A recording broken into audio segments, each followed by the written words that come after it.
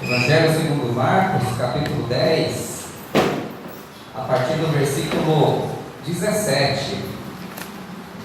E depois que você encontrar, vou pedir para você ficar em pé mais uma vez, para lermos o Evangelho do Senhor.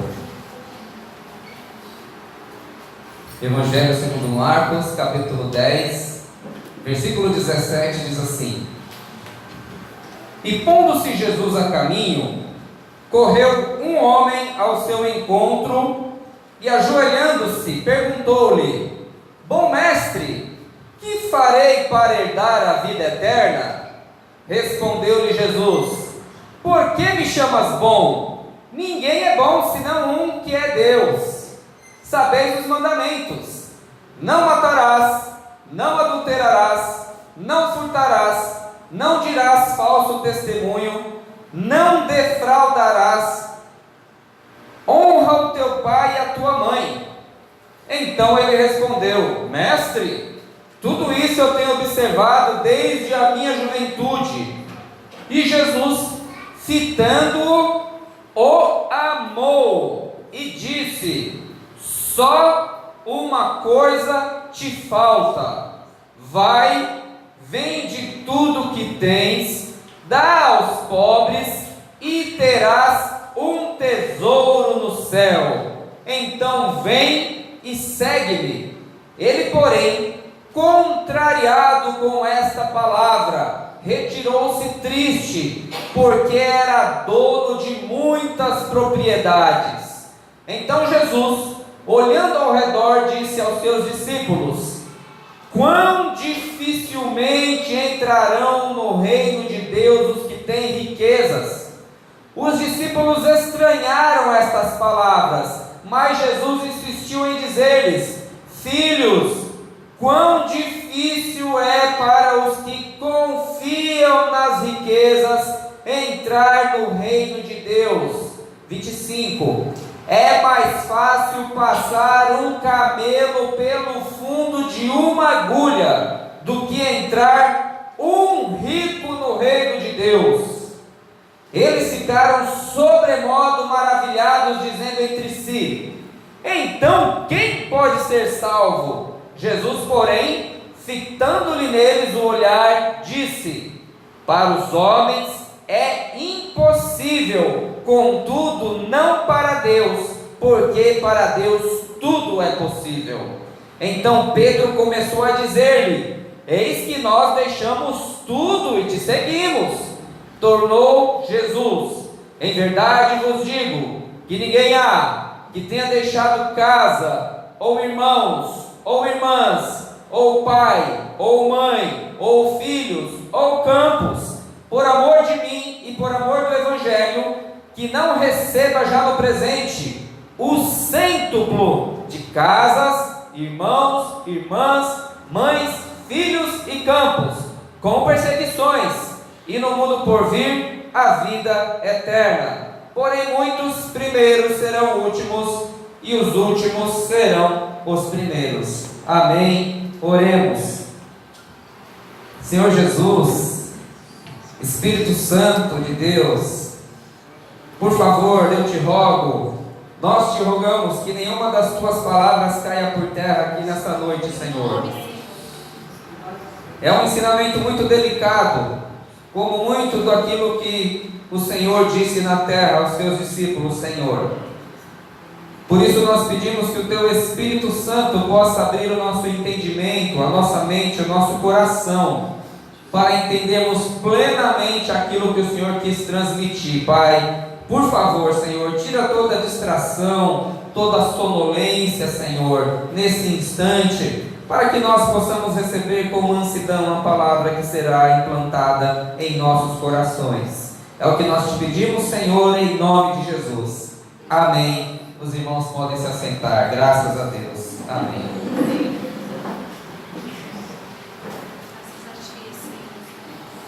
Para os irmãos que nos visitam, a gente prega sequencialmente no Evangelho, então a gente começa do início e vai até o fim. Então essa leitura de hoje é porque é a continuação daquilo que já foi lido na semana passada, e assim nós estudamos o livro inteiro da Sagrada Escritura que nós estivermos estudando, para que a gente não fique escolhendo somente nossas partes favoritas, mas a gente seja obrigado a passar por todo o conselho de Deus. E na semana passada nós estudamos a respeito das crianças, quando Jesus disse que das crianças era o reino dos céus, era o reino de Deus, e que não era para impedir que se levassem as crianças até Jesus, para que elas fossem abençoadas. E no dia de hoje, nós lemos essa passagem, que ela diz respeito a um homem, como nós lemos aqui, que tinha muitas propriedades.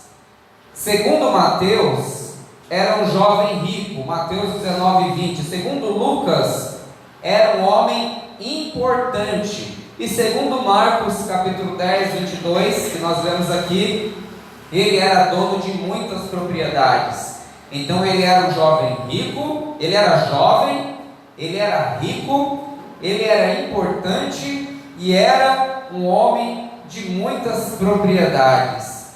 E esse é um capítulo que, de modo geral, essa parte, de modo geral, não agradaria os ricos, os milionários. Eu presumo que a maior parte de nós aqui, nenhum de nós aqui seja milionário, seja rico, financeiramente falando. Então é possível que, após uma palavra como essa, ela não vá constrangê-lo, talvez ela não vá te deixar sem graça, como esse homem aqui ficou sem graça diante de Deus, diante de Jesus Cristo. Mas nós precisamos aprender todo o conselho de Deus. Então, talvez uma mensagem como essa devesse ser proclamada inflamadamente para aqueles que detêm muitos capitais neste mundo, muitas propriedades, para que porventura fossem compelidos a se arrepender e a dividir aquilo que eles têm com os mais necessitados. Mas eu creio que o Senhor pode dar algumas lições para a gente também nessa noite, lendo esse texto. Então, como é costume nosso, vamos tentar meditar aí versículo por versículo e depois extrair algumas lições desse texto. Então, não feche sua Bíblia, vamos lá novamente para o versículo 17 desse capítulo 10, que diz assim: pondo-se Jesus a caminho, ou seja, a sua rota de peregrinação, porque ele ensinava caminhando, correu um homem ao seu encontro, ele estava desesperado, ajoelhou-se, ele foi reverente e perguntou: bom mestre, que farei para herdar a vida eterna? O que quer dizer vida eterna aqui? Em Daniel 12:2, vida eterna já era mencionado no Antigo Testamento. Então a ideia era da ressurreição dos justos para viverem eternamente com o seu Senhor. E esse homem, ele está desesperado, porque ele foi correndo, ele se ajoelhou, ele foi reverente para com o Senhor Jesus, talvez mais reverente do que muitos crentes hoje em dia. Ele foi com sinceridade buscar diante do Senhor a salvação da sua alma. O que é que eu faço para ser salvo, Senhor? O que é que eu faço para herdar a vida eterna? Aí Jesus diz: olha, vem aqui, vamos fazer uma oraçãozinha assim, você me aceita e está tudo certo, beleza? Não foi isso que Jesus disse para ele. Vamos fazer uma fórmula aqui, você me confessa, acredita nesses dogmas aqui e está salvo. Não foi essa a resposta de Jesus, do jeito que a gente faz hoje com as pessoas muitas vezes. Porque Jesus, ele sabe exatamente o que precisa ser feito por cada um de nós, para tirar todos os obstáculos, para que ele possa reinar nas nossas vidas. E Jesus não facilita para ninguém. Ele não facilitou para esse jovem, rico, importante e cheio de propriedades. Ele não facilitou. 18. Respondeu-lhe Jesus. Já começa aqui dando uma chapuletada: por que tu me chamas de bom? Ninguém é bom senão um, que é Deus. Então Jesus já não, a educação e a reverência dele não comoveu Jesus. Ele não ficou comovido com tanta educação. Mas Jesus, ele faz uma pergunta: por que você está me chamando de bom? Só tem um que é bom, que é Deus. Esse versículo aqui, ele merece um comentário apologético da defesa da fé, porque muitos usam esse versículo como se Jesus estivesse dizendo: olha, por que você está me chamando de bom? Só Deus é bom. Querendo dizer assim, porque nós entendemos a divindade de Jesus. E esse versículo, se lido assim de uma forma muito precipitada, parece que Jesus está dizendo que ele nem é bom e nem ele é Deus. Aí nós teríamos problemas com o Evangelho de João, que diz: o verbo se fez carne, habitou entre nós e vimos sua glória como a glória do unigênito do Pai. Ou passagens em que Jesus diz: tu me chamam de mestre e eu realmente sou. Ou então outras passagens de João que diz: quem viu ao Pai viu a mim. Então eu não creio que esse texto ele seja uma negativa de Jesus em relação à sua bondade e à sua divindade, mas é uma pergunta que ele faz. Ele volta a uma pergunta, ele responde com uma pergunta para aquele jovem e fala: por que você está me chamando de bom? Pensa bem no porquê que você está me chamando de bom. Porque só há um que é bom, que é Deus.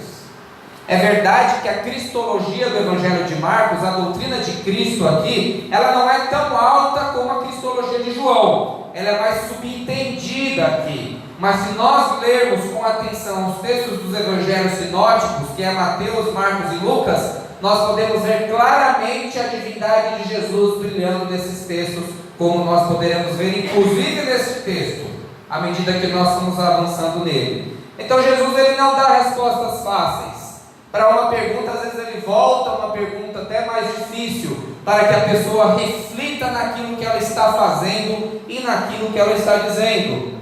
Aí Jesus responde para ele, diz assim, versículo 19: sabes os mandamentos: não matarás, não adulterarás, não furtarás, não dirás falso testemunho, não defraudarás ninguém, honra ao teu pai e à tua mãe. Esses mandamentos que Jesus fala são os mandamentos da segunda tábua da lei, porque na primeira tábua da lei está lá: não terás outros deuses além de mim, não farás para ti imagem de escultura, não dirás o meu santo nome em vão, guardarás o sábado para o santificar. Essa é a primeira tábua da lei. Jesus ele fala a parte prática, provavelmente porque no meio judaico a primeira tábua da lei já é uma confissão de fé obrigatória para qualquer judeu. Então o que precisava ver é se a prática condizia com aquilo que o judeu dizia que acreditava. Então Jesus ele fala a segunda tábua da lei, mas nessa versão do Evangelho de Marcos ele troca um dos mandamentos, porque se você verificar, um deles está escrito assim: não defraudarás, quando o mandamento na verdade tinha que ser: não cobiçarás. Então Jesus aqui nesse texto ele troca, talvez porque defraudar e cobiçar seja algo muito parecido, e também não está na ordem, porque ele diz por último: honra o teu pai e a tua mãe. Então nós não sabemos porque Jesus escolhe essa ordem. Essa ordem parece estar tanto em Mateus quanto em Lucas também. Nós não sabemos o porquê, não adianta especular, mas vale a pena a gente pensar no porquê que Jesus troca o não cobiçarás pelo não defraudarás. O que é defraudar? Se nós lermos textos como Tiago capítulo 5 versículo 4 e Levítico 19, 13, defraudar tem a ver com reter injustamente o salário dos trabalhadores. Defraudar tem a ver com não pagar aquilo que se combinou que seria pago. Então, quanto que você me paga para eu trabalhar um dia na sua loja? R$100. Aí chega no final do dia, eu quero te dar 50. Ele te defraudou. Ele não cumpriu aquilo que havia prometido. Então, todas as vezes que o salário dos trabalhadores é injustamente retido por aquele que combinou, aí há uma defraudação proibida pela palavra do Senhor. Você pode ler depois, Tiago 5,4 diz que o salário dos trabalhadores está clamando ao Pai, e Ele ouviu as orações desses trabalhadores que tiveram os seus salários injustamente retidos. Então talvez aqui a gente tenha uma pista do pecado desse jovem rico. Talvez aqui nós tenhamos uma pista do pecado desse jovem rico, porque a gente vai ver que vai ficar estreito para ele. daqui a pouco. No versículo 20 ele diz assim: então ele respondeu: mestre, tudo isso tenho observado desde a minha juventude. Esse cara é bom, né? Ele cumpria os mandamentos, o cara era um santo, um santarrão. A gente não sabe aqui se ele está falando a verdade ou se ele está tendo uma visão superficial a respeito de si próprio. Uma visão superficial.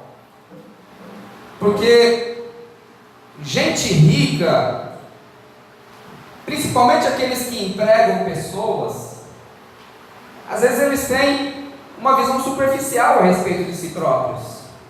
Eles acham que eles são bons. Eles acham que eles estão fazendo bem. Uma vez eu ouvi isso. Não foram poucas vezes. Eu dei emprego para essa menina aí.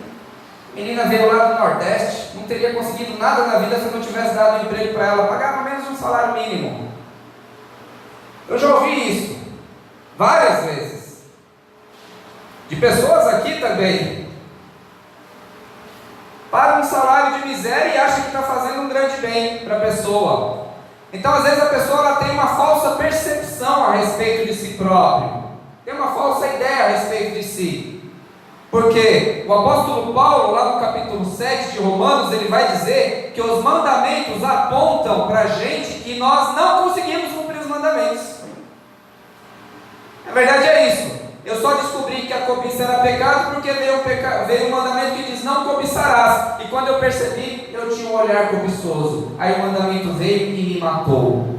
E uma vez que o mandamento veio e me matou, eu me senti dependente da graça do nosso Senhor Jesus Cristo, que veio e morreu por mim. Então, é isso, o mandamento é isso. Só que esse jovem, ele acha que ele cumpriu todos os mandamentos. Ele tem essa visão dele próprio. Eu já tenho feito tudo isso. Pô, o cara é rico, o cara é jovem, o cara é cheio de propriedades, o cara é importante, cumpre todos os mandamentos, o cara está no céu já. Se esse cara é assim tão bom, por que ele está tão preocupado? Se a alma dele está sendo salva ou não, se ele já faz tudo. Então você vê que o que ele diz não corresponde ao seu estado emocional. Isso é muito interessante, não corresponde. Porque é um homem que já tem tudo, tem dinheiro, tem isso, tem aquilo outro, mas ele não tem a certeza da sua salvação. Há quem diga que quando um homem já tem tudo, já possui tudo, um rico, ele pergunta: o que faço para herdar a vida eterna? Porque é só o que falta. E aquele que não tem nada, não tem comida, não tem dinheiro, precisa batalhar, ele não está preocupado com a vida eterna, ele está preocupado em encher a barriga dele, ele está preocupado em alimentar os filhos, pagar as suas contas. Não dá tempo de pensar muito na vida eterna. Então há esse conflito. Curiosamente, Jesus, ele não desmente, mas nem corrobora aquilo que o jovem falou. O homem disse, ele diz no 21, olha que importante isso: Jesus, fitando-o, o amou e disse, Jesus o amou e disse: só uma coisa te falta, uma coisa só faltava. Olha o movimento: vai, primeiro; segundo, vende tudo que tens; terceiro, dá aos pobres; quarto, terás um tesouro no céu; cinco, vem e me segue. Olha o movimento: vai, vende tudo, dá aos pobres, terás um tesouro no céu e vem e me segue. Uma palavra que é muito pouco pregada hoje em dia a respeito do tesouro nos céus. Mas Jesus falou muito a respeito do tesouro nos céus. E um modo de uma pessoa ter tesouros nos céus é quando de fato ela ajuda o necessitado de coração. Você pode ler depois em Lucas 12:33 também. Ele diz: se você com caridade ajudar o necessitado, você estará acumulando um tesouro nos céus. E é interessante que quando eu pego a literatura patrística de quase 2000 anos atrás, isso era muito ressaltado, porque as pessoas estavam preocupadas com o reino dos céus, e hoje parece que a maior parte das pessoas estão preocupadas em fazer com que o reino seja aqui, mas não um reino de amor, de justiça e de paz, mas um reino no sentido material mesmo. Pois bem, Jesus dá esse desafio para o jovem. E aí no 22, qual foi a resposta do apelo que Jesus fez? Terrível apelo. Ele, porém, contrariado com esta palavra, retirou-se triste, porque era dono de muitas propriedades. Jesus o amou. Eu quero que você chame a atenção que quando a gente lê esse texto, na nossa cabeça, a gente já acha que, a gente já sabe que é o jovem rico. Quando você vai para esse texto, você sabe que é o jovem rico. É o texto do jovem rico. Mas, para quem está lendo da primeira vez, é somente nesse versículo 22 que é revelado que ele tinha muitas propriedades. Então, naquele momento, ninguém está sabendo o que está acontecendo. É somente um homem que está vindo diante de Jesus. Você não sabe quem é aquele homem, e perguntando para o Senhor: como é que eu faço para herdar a vida eterna? E está todo mundo olhando. E Jesus vai e fala para ele: uma coisa te falta. E revela na frente de todo mundo que aquele homem era dono de muitas propriedades. E é aqui que eu quero dizer que fica subentendida a divindade de Cristo, porque sabe exatamente qual era a necessidade e aquilo que aquele homem precisa fazer. Entendeu? Então aqui Jesus, ele é o único que pode olhar para o interior de uma pessoa e falar: isso aqui está faltando você fazer, faça isso e me siga. Isso só o Senhor pode dizer no coração de cada um de nós. Só Jesus pode dizer. Muito bem. E esse rapaz que foi amado por Jesus, veja, não há quase nos evangelhos nenhum texto que diz que Jesus amou. É quase aqui um amor ardido. Jesus olhou e o amou. Falou, olhou, tipo assim, torcendo para o cara seguir, para o cara atender. Nós tivemos dois homens na história muito famosos que atenderam a esse apelo de Jesus. Um homem se chamava Pedro Valdo, lá do século XI, se eu não me engano, e ele começou um movimento chamado Valdez. Ele era muito rico, vendeu tudo que tinha, deu aos pobres e se tornou um pregador da palavra. E São Francisco de Assis, que também era muito rico, herdeiro de muitas fortunas, se desfez de tudo e se tornou um pregador itinerante também, um diácono da igreja. Então nós temos alguns homens na história, e história de tantos outros missionários também, que atenderam esse chamado, mas esse homem, ele ficou muito triste, e ele não seguiu Jesus. Você percebe que o Senhor não facilita? Você percebe aqui que não adianta a gente ter uma fórmula geral e abstrata para que cada um cumpra, e cumprindo agora está salvo. Percebe? Porque aquilo que uma pessoa tem que fazer, somente Jesus pode dizer. Somente o Senhor pode dizer se há um obstáculo entre aquela pessoa que o procura e o próprio Jesus. E aqui, meus irmãos, nós estamos diante de um texto, de uma situação em que Jesus, ele amou de verdade uma pessoa. Então é muito possível, sim, você amar de verdade uma pessoa, comunicar o evangelho a essa pessoa, dizer a essa pessoa: uma coisa te falta, e essa pessoa virar as costas e você vai ficar triste e essa pessoa vai se perder. Não dá para ficar: não, vamos fazer uma formulazinha, uma oração aqui, quem sabe dá certo. Não, se o Senhor Jesus disse que ele tinha que vender, ele tinha que vender e dar para os pobres. Uma coisa te falta. Será que alguma coisa te falta? Porque se alguma coisa te faltar ou me faltar, não vai adiantar você vir para o culto, não vai adiantar ter toda uma religiosidade, porque se aquela coisa te faltar, é aquela coisa que realmente não vai passar na porta. E é aí que vem a aplicação para a nossa vida. Será que alguma coisa nos falta? O que será que se Jesus te pedisse hoje, você não seria capaz de dar para Jesus? Não, isso aqui eu não seria capaz, não. Uma coisa te falta. Você pode fazer tudo, mas se é, não, Jesus, eu vou fazer o que o Senhor quiser. Eu vou pregar o Evangelho. Eu vou sair por aí, sei lá, ensinando nas sinagogas. Mas não me pede para vender tudo e dar. Não tem negociação. Uma coisa te falta. E Jesus lamentou o fato desse homem ter fracassado no desafio que ele recebeu. E aí vamos para o versículo 23. Então Jesus, olhando ao redor, disse aos seus discípulos, aqui é um ensino geral, ok? Um ensino geral, chato. As pessoas dão um jeito de mudar esse versículo. Quando fala um versículo desse, todo mundo já pensa na exceção, a regra, já quer se desculpar. Mas ele diz: quão dificilmente entrarão no reino de Deus os que têm riquezas. Ponto final. Quão dificilmente entrará no reino de Deus os que têm riquezas. Ponto final. É um ensino geral, é uma regra geral.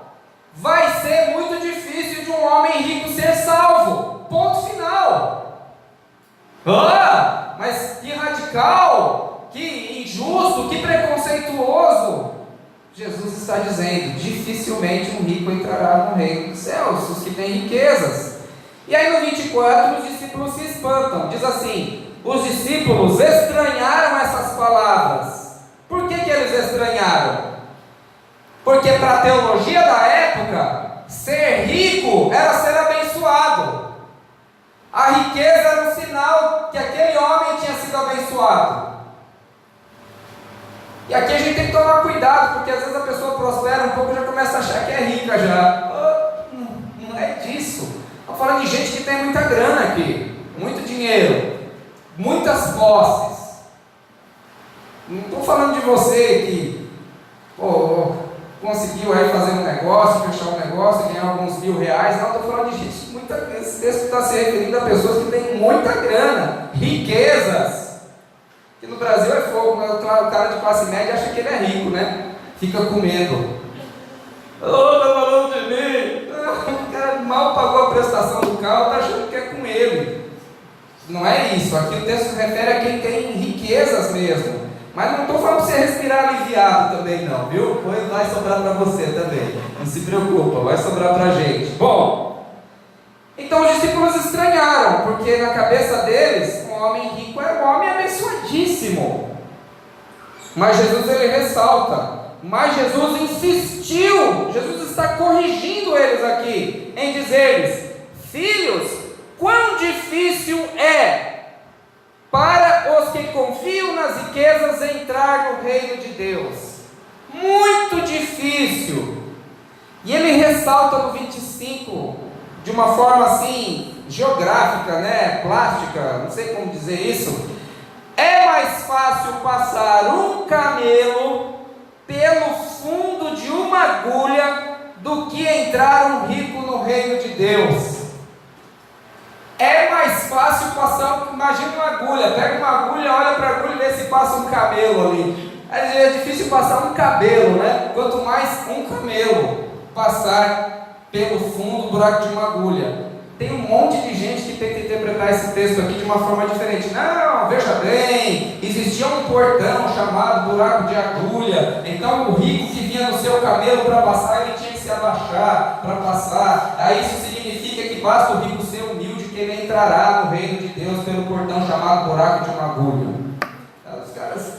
Então, é legal, é legalzinho, porque hoje todo mundo quer ouvir palestra motivacional. Pastor, me ensina a ser rico. Cara, vai para a Igreja Universal do Reino de Deus que eles te ensinam a ser rico lá.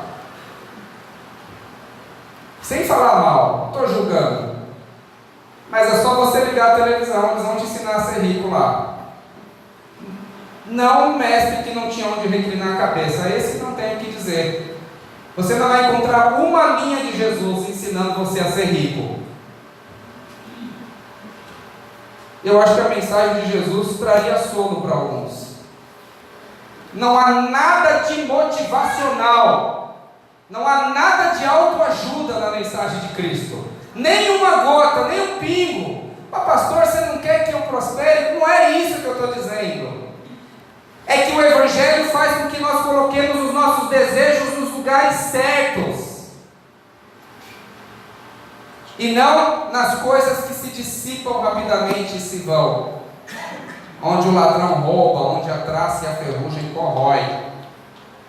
Ah, pastor, mas eu deixo no banco, lá não corrói, corrói assim, os juros corrói.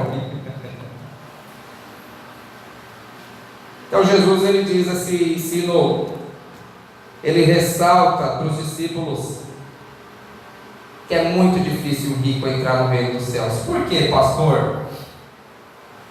Por quê que é tão difícil assim? Eu tenho algumas intuições aqui. Primeira questão da exploração mesmo, da fraude. A questão da fraude. Exploração desmedida. No Brasil nós temos muitos exemplos.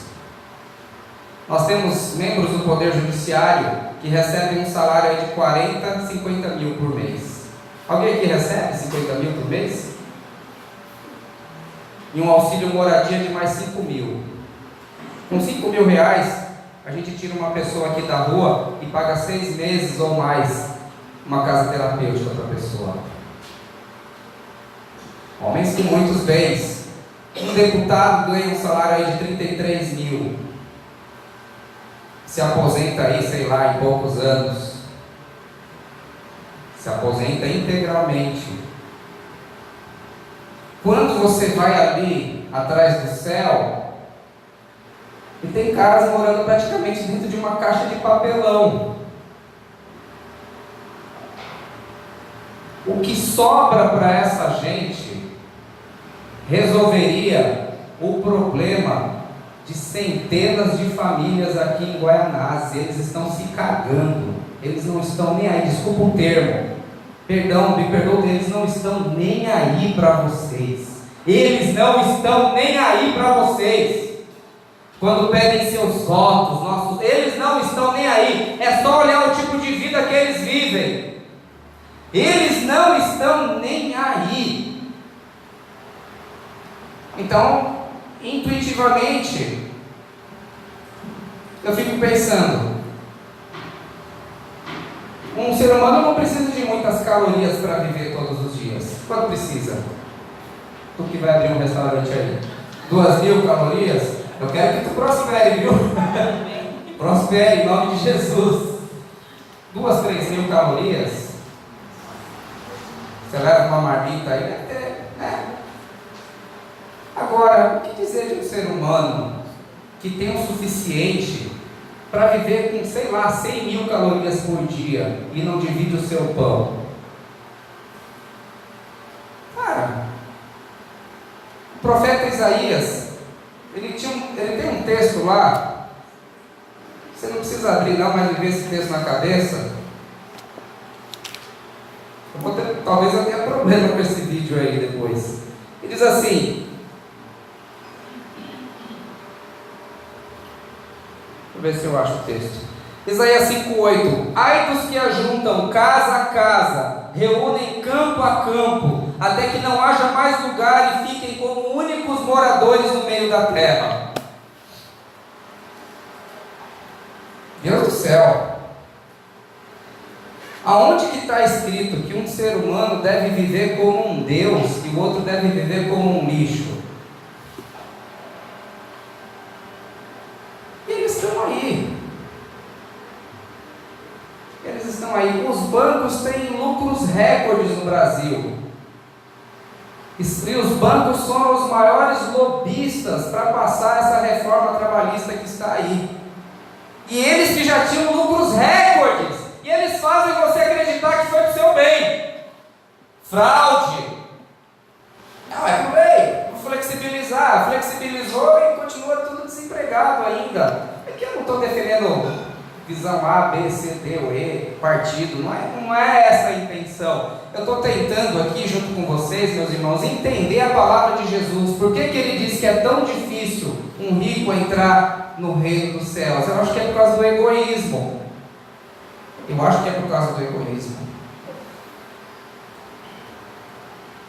E de certa forma, dependendo com quem nós nos compararmos, nós somos sempre ricos diante de alguém. Diante de uma criança africana em Gana, não é em Gana, um país, nós somos ricos. Talvez uma criança moçambicana, nem precisa ir muito longe, às vezes aqui mesmo. Mostra o quê? Que todo mundo pode fazer alguma coisinha. Todo mundo pode fazer alguma coisa. Mais de 2 milhões de pessoas não tomam banho todo dia. Não tem água potável todo dia. Não tem água para beber todo dia. Em São Paulo vocês não têm. Não tem roupa, não toma banho, não tem roupa limpa todo dia. Então, todo mundo, de certa forma, pode ser um pouco rico se for comparado em relação a outra pessoa também.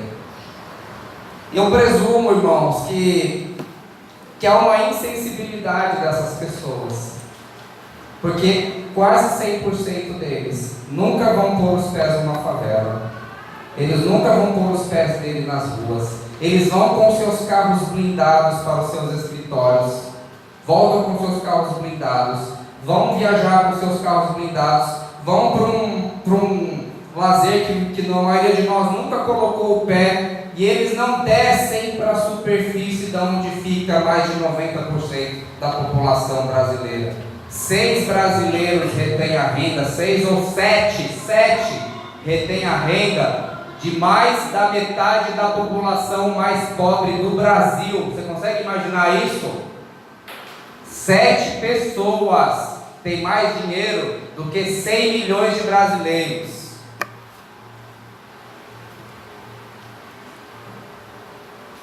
E aí? Quantas pessoas eles podiam tirar da gente? Arranca os cabelos aqui, né, para pagar uma mensalidade. Vou pagar uma mensalidade porque o cara está internado lá. A gente arranca os cabelos e os caras comem dinheiro. Os caras, se quiser, come com colher de ouro, Ok, então assim, eu presumo que seja isso, irmãos. Eu presumo que seja isso, porque Jesus tenha querido dizer. Não estou falando para ninguém ter raiva de rico, porque eles também são alvo do amor de Deus, como está escrito aqui. Jesus o amou. Jesus o amou. Jesus não o odiou, porque às vezes cai no outro extremo, né? Nós odiamos contra 16, ódio contra burguês, ódio 16, né? E começa a odiar os ricos. Jesus também não fez isso. Na verdade, quando Jesus chama o rico para repartir, ele está chamando o rico para se libertar também e experimentar a alegria da partilha, porque mais bem-aventurado é dar do que receber. Ele está chamando o rico para ser liberto também. Olha aqui quantas crianças você pode alimentar, olha aqui quantas crianças você pode comprar um material escolar, olha aqui quantas viúvas você pode ajudar a ter uma vida mais feliz. Então Jesus chama esses homens para uma libertação também, para serem libertos também. Então também não adianta a mensagem de ódio e do ressentimento, porque Jesus também ama essas pessoas e os chamam para partilha também, chamam para partilha. Mas eles precisam estar próximos, eles precisam ver, e é isso que muitas vezes eles não fazem. A maioria não ousa estar perto. Esse é o problema. Eles não querem ir para um lugar, eles não querem se envolver. Eles só estão preocupados em juntar o próximo milhão, a próxima casa, o próximo investimento. Duro isso daí, viu? Bom, aí no No versículo 26 diz que eles ficaram sobremodo maravilhados, dizendo entre si: então quem pode ser salvo? O que quer dizer isso? Se o cara que é rico, que eu pensava que era abençoado, ele não pode ser salvo? E nós aqui que não tem nada? Eles ainda estão raciocinando dessa forma. E aqui Jesus, na resposta dele, ele é bem democrático. Jesus, porém, fitando neles o olhar, disse: para os homens é impossível. Então, presta atenção. Para todos os homens é impossível ser salvo. Aqui independe de ser rico ou de ser pobre. É impossível ao homem ser salvo. Mas Jesus continua: contudo, não para Deus, porque para Deus tudo é possível. Então Jesus ele fala isso, creio eu, para que o pobre também não comece a se sentir melhor por causa da sua condição. Eu não sou rico, então eu sou um cara, estou no céu já. Não é isso também. Também não é isso, porque seja o pobre ou seja o rico, é impossível ser salvo. Pastor, então como é que é ser salvo? Ser salvo é se permitir ser tocado pelo Espírito Santo, acolher a palavra do Senhor no seu coração, arrepender-se dos seus pecados, desejar caminhar em santificação e viver para a glória de Deus. Essa é a caminhada dos salvos. E se você não tem nenhum desejo de fazer isso, eu tenho que te dizer que você nem começou a ser cristão. Você não deu ainda nem o primeiro passo. Por que você vai na igreja? Eu vou para me sentir bem, eu vou porque ela tem uma mensagem positiva. Não. Eu tenho desejo, eu fui tocado pelo Espírito, eu ouvi a palavra de Deus, eu me arrependi dos meus pecados e eu estou desejando viver a vida que Jesus viveu. Você está no caminho da salvação, em nome de Jesus. E você ouviu a voz de Jesus, que te disse: uma coisa te falta. Talvez você tenha, eu tenho um testemunho para contar. Essa semana, mesmo com você para Andréia, entrei em contato com um amigo meu que é DJ, que eu ensinei a tocar, ou ajudei. Ele toca na Holanda, ele toca no Japão, ele toca nos Estados Unidos, ele toca em cruzeiros marítimos. O cara está bem na grana. E eu fui buscar, se um dia Deus permitir, trago aqui e falo: conta aí para eles. Mas eu entendi que o Senhor Jesus um dia olhou para mim e falou: uma coisa te falta, eu estou te chamando para outra coisa. E aquilo que para mim era o mais importante da minha vida, que eu acordava e dormia pensando naquilo, eu deixei. Eu larguei, pela misericórdia e graça do Senhor. Então, creio que você deve ter um testemunho para contar também, porque se para você ir para o Evangelho não te custou nada, não te custou uma paixão, não te custou um pecado escondido, não te custou um costume, não te custou uma carreira, te custou o que então? Se para o Filho de Deus custou, se para Deus custou tudo, que foi o próprio Filho de Deus.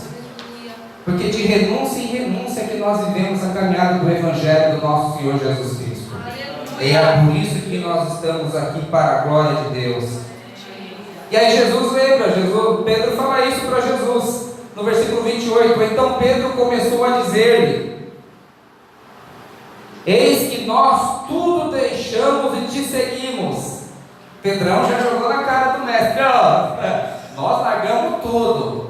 E não foi pouca coisa. Dizem que não foi pouca coisa, porque Pedro era o empresário da arte da pesca, né? Junto com o André, junto com seus irmãos. Largamos tudo, nossos projetos pessoais para te seguir. Aí Jesus, no 29, ele dá um ensinamento que é um desafio para todos nós.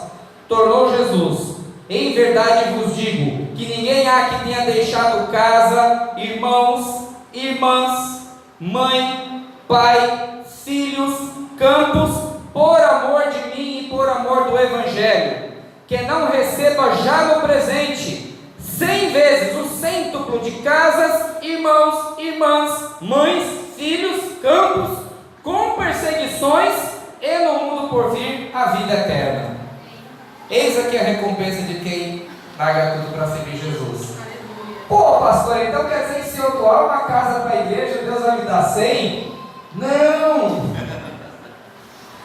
Ele acabou de dizer que dificilmente um rico entrará no reino dos céus. Você quer ter 100 casas? 100 casas? Não. Isso é um símbolo. Que quando você vem para a família de Deus, a sua família ela cresce muito mais. Seus bens crescem muito mais. Você é recebido. Jesus em Lucas fala que você é recebido nos tabernáculos eternos. Que você já começa a acumular recompensa nessa vida.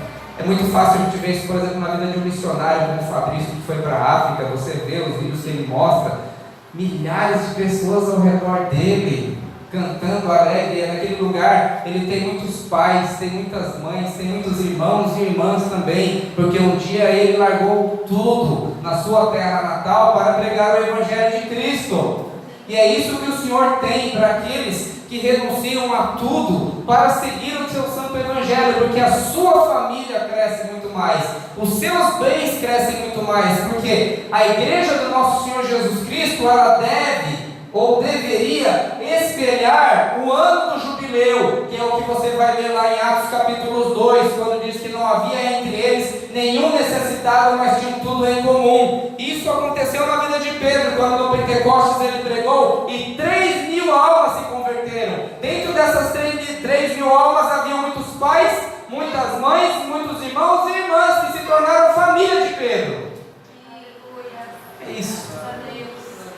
É isso que Jesus promete aqui, das perseguições, incompreensões, mas de quebra. O que foi que o homem rico perguntou? Como é que eu faço para herdar a vida eterna? E Jesus diz aqui: e de quebra você ainda receberá a vida eterna.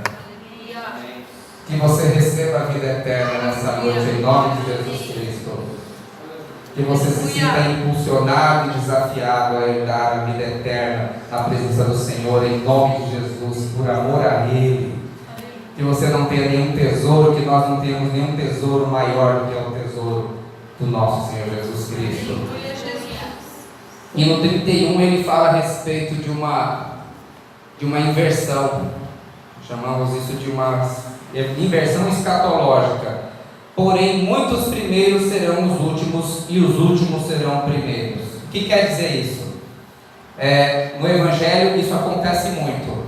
Jesus ele disse assim, que as prostitutas vão entrar no céu antes dos pastores. Antes dos padres e dos pastores e dos rabinos. As prostitutas vão entrar primeiro, Jesus ensinou. Por quê? Sei lá por quê, mas ele disse que vai entrar primeiro. Talvez o pastor seja salvo também, mas a prostituta vai. Não estou falando para ninguém se prostituir aqui, ok? Mas Jesus disse que haverá uma inversão naqueles dias. Tomara que os pastores se salvem. Dizem que é muito difícil um pastor pentecostal entrar no reino dos céus, hoje em dia, por conta daquilo que tem dito, que o Senhor tem misericórdia de nós pastores. Mas Jesus disse que os prostitutas vão entrar primeiro. Diz que os pobres, bem-aventurados os pobres, porque deles é o reino dos céus. Na versão de Lucas, na versão de Mateus é pobreza espiritual, na versão de Lucas é pobreza material.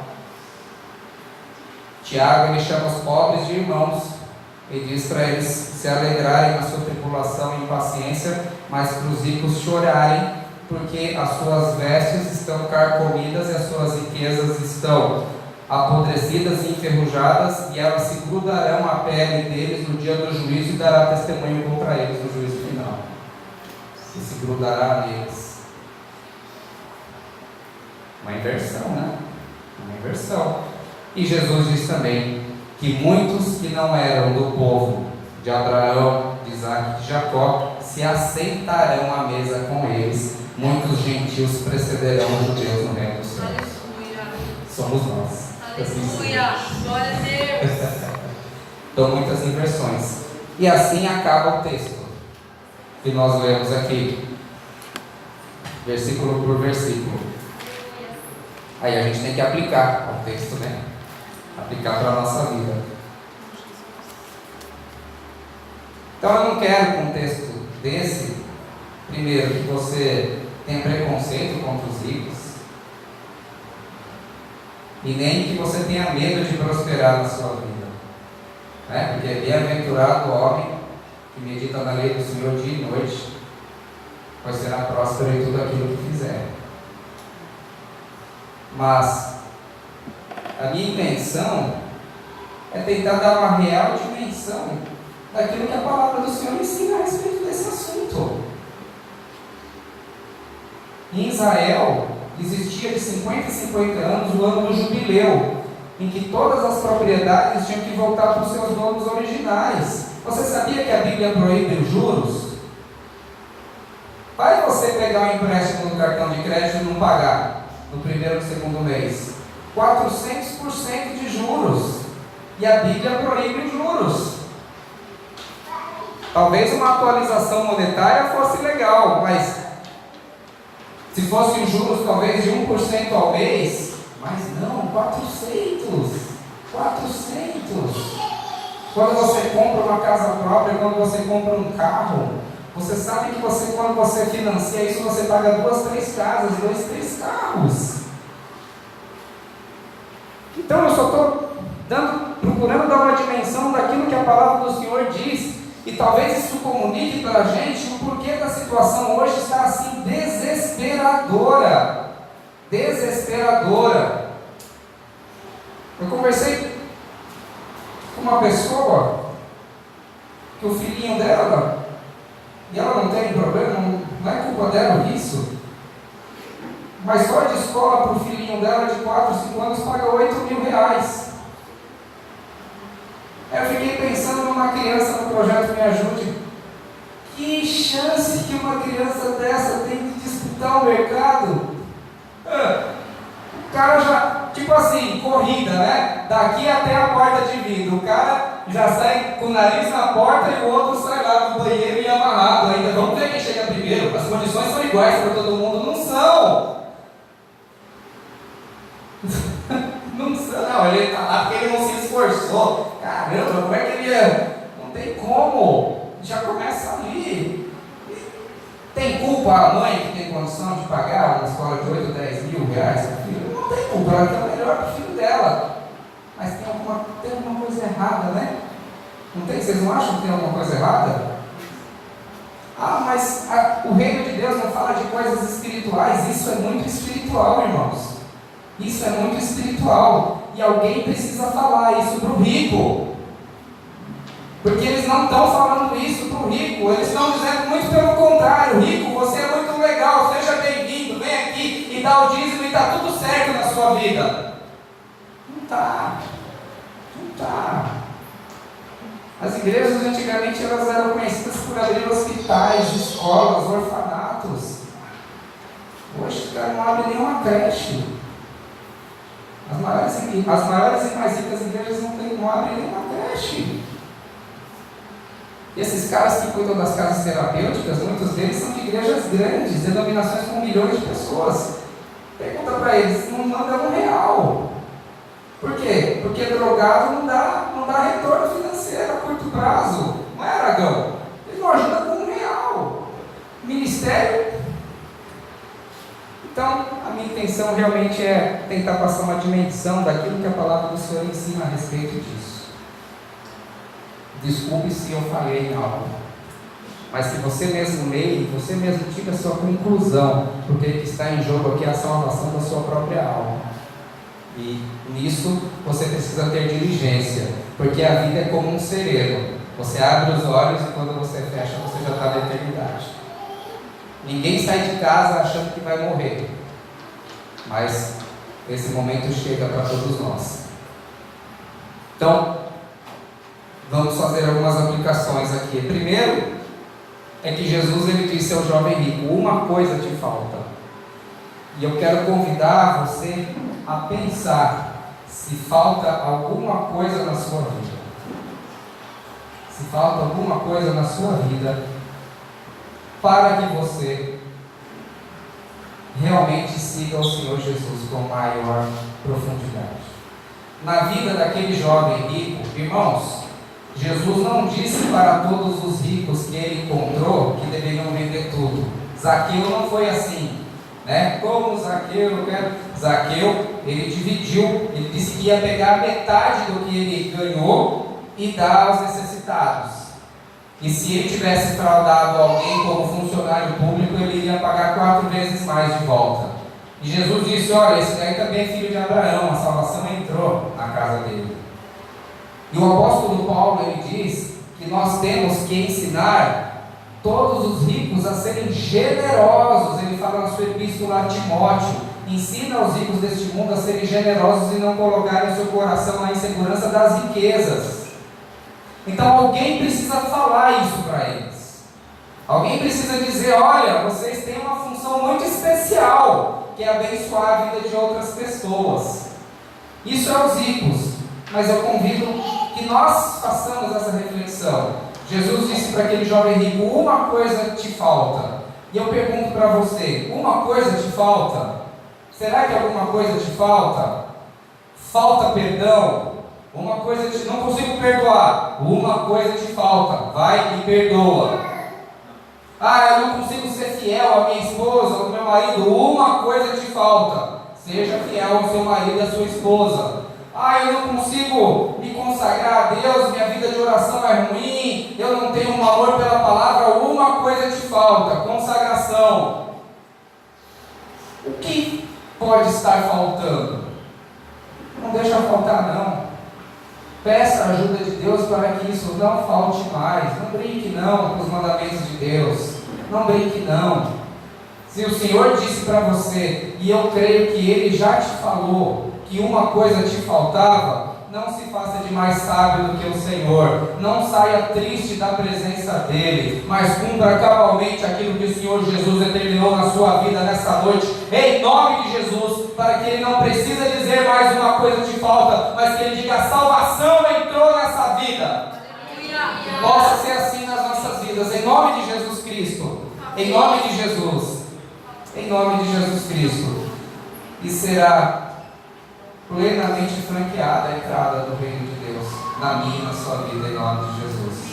Renuncie o que for necessário, agarre-se ao seu Senhor, ame ao Evangelho, tenha uma vida de oração, leia a palavra do Senhor, seja generoso. Para alguém você é rico sim, para alguém nós temos condições sim de fazer alguma coisa. Seja generoso. Nós não podemos descansar enquanto no Brasil, para toda alma for pregado o Evangelho e para cada pessoa necessitada seja oferecida algum tipo de ajuda. Nós não podemos descansar enquanto isso não for uma realidade, porque esse é o reino de Deus no meio dos homens, e é para isso que o Senhor Jesus tem nos chamado nesta nação, para glorificar o nome dEle, através da pregação do Evangelho e através das obras de amor. Que eu e você possamos ser os soldados nessa causa, em nome de Jesus Cristo, e nos dedicarmos a isso com amor, na presença dEle, para que não nos falte nada, mas como diz lá o apóstolo, que seja amplamente aberto o acesso ao reino de Deus a cada um de nós, na presença dEle, em nome de Jesus Cristo, para a glória do nome dEle, em nome de Jesus Cristo, em nome de Jesus. Não tenha nenhum ídolo, não tenha nenhum ídolo, não tenha nenhum ídolo. Peça ao Senhor sabedoria para quebrar os ídolos e segui-lo com inteireza de coração, em nome de Jesus Cristo, em nome de Jesus Cristo. E que nós possamos ter essa missão de comunicar ao rico, que o Senhor nos dê essa sabedoria de comunicar ao rico, ou se nós somos esse rico, desafiá-lo a sermos generosos, porque nós precisamos, né, Márcio? Nós precisamos sim de grana sim para continuar tirando pessoas da rua, para ajudar aqueles que precisam, para financiar a obra missionária. Nós precisamos, porque o que nós arrecadamos não é para nós mesmos, mas é para a glória do nosso Senhor. Que o Senhor nos supra amplamente em nome de Jesus. Amém? Vamos ficar aí em pé, vamos orar.